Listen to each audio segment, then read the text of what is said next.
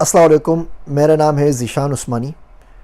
बहुत से लोगों ने सवाल किया कि सर हम लोग पाकिस्तान में रुकें या बाहर चले जाएं, तो कोई जवाब दीजिए क्या बेहतर है हमारे लिए। अब सबके सर्कमस्टेंसेस अलग होते हैं, सबकी डिस्कशंस अलग होती हैं, लेकिन एक रूल ऑफ थंब है जो मैं उनसे अर्ज़ करता हूँ। मैंने सोचा कि मैं आज आपसे भी अर्ज़ कर देता हूँ। देखिए, अगर तो आपके पास डिग्री है और सुकून से बैठ के आपने कुछ पैसे कमाने और जो रूटीन लाइफ चल रही है वो चलती रहे, तब तो पाकिस्तान रुक जाए। पाकिस्तान जन्नत है, बिल्कुल पाकिस्तान से कोई अच्छी जगह नहीं है, पाकिस्तान में बैठे रहिए। लेकिन अगर आपने खुदा ना खास्ता दिमाग का इस्तेमाल करना है तो फिर पाकिस्तान आपके लिए जगह नहीं है, फिर आपको बाहर निकलना पड़ेगा। जहाँ आपने दिमाग का इस्तेमाल करना शुरू किया, ये मुल्क आपके पास हाथ पाँव धो के ना गुसल करके पीछे पड़ जाएगा आपके, और आपको छोड़ेगा नहीं। हमारे पास बहुत सारे बच्चे होते हैं, पढ़े लिखे बच्चे, वापस जाते हैं मुल्क में जॉब करते हैं, फिर उनको बहुत सारी चीज़ें गलत नज़र आती हैं। बोलते हैं ये भी गलत है, ये भी गलत है, ये भी गलत है, ये भी गलत है, और सिस्टम उनका बेड़ा गर्क कर देता है। हर ब्यूरोक्रेट को बेचारे को ये फ़िक्र होती है कि मेरा ट्रांसफ़र ना हो जाए, किस तरह मैं एक्सटेंशन ले लूँ, किस तरीके से मैं आगे से आगे चल सकूँ, अच्छी अच्छी पोस्टों पर रख सकूँ।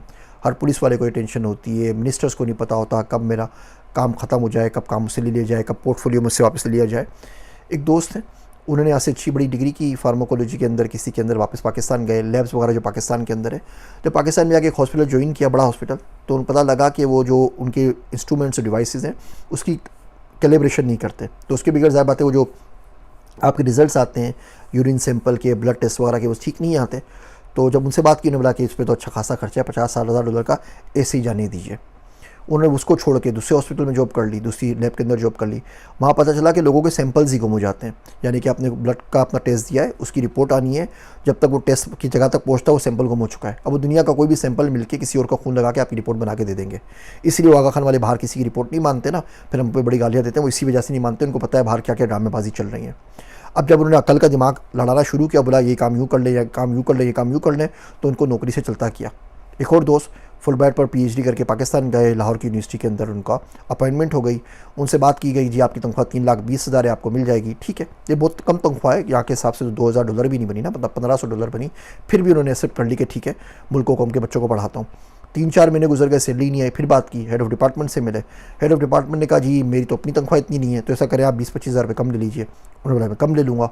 फिर 3 महीने बाद तनख्वाह मिली तो 2,20,000 कुछ मिली। अब बताइए, वो अपने अगर 4 बच्चे भी इस सैलरी में भेजना चाहे ना बीकान हाउस में किसी अच्छे स्कूल के अंदर, तो वो नहीं भेज सकते। फिर जब आप बात करते हैं, जब आप जिस जगह पे आप चले जाएँ, आप एकेडमिक्स में चले जाएँ, आप गवर्नमेंट में चले जाएँ, आप पुलिस में चले जाएँ, इनकम टैक्स में चले जाएँ, आप एफबीआई में चले जाएँ, जहाँ आपने दिमाग इस्तेमाल किया ना, ये मुल्क आपको नहीं छोड़ेगा। तो दिमाग का इस्तेमाल करना है तो भैया मुल्क से बाहर निकल जाओ, ये रूल ऑफ थंब है। दिमाग का इस्तेमाल नहीं करना, जैसे ज़िंदगी चल रही है चलते रहे, आराम से बैठ के कमाना है, ज़्यादा काम वाम नहीं करना, सुकून से जो भी सैलरी उसमें गुजारा आपका हो जाता है वो कमाते रहना है। तो पाकिस्तान से अच्छा मुल्क दुनिया में कोई भी नहीं है। मेरी बातें आपको बहुत बुरी लग रही होंगी और बहुत तल्ख बातें हैं, लेकिन एक काम कीजिए ना, कोई अच्छी सी डिग्री लेके बाहर से पढ़ के आइए और उस मुल्क के किसी शोबे को ज्वाइन कर लीजिए। 6-8 महीने गुजारिए, साल भर गुजारिए, उसके बाद फिर हम लोग बात कर लेंगे आपस में। फिर आप देखेंगे कि ये बातें कितनी हद तक अनफॉर्चुनेटली सच है। मेरी बातें सुनने का शुक्रिया। मैं हूँ आप सबका ज़ीशान उस्मानी।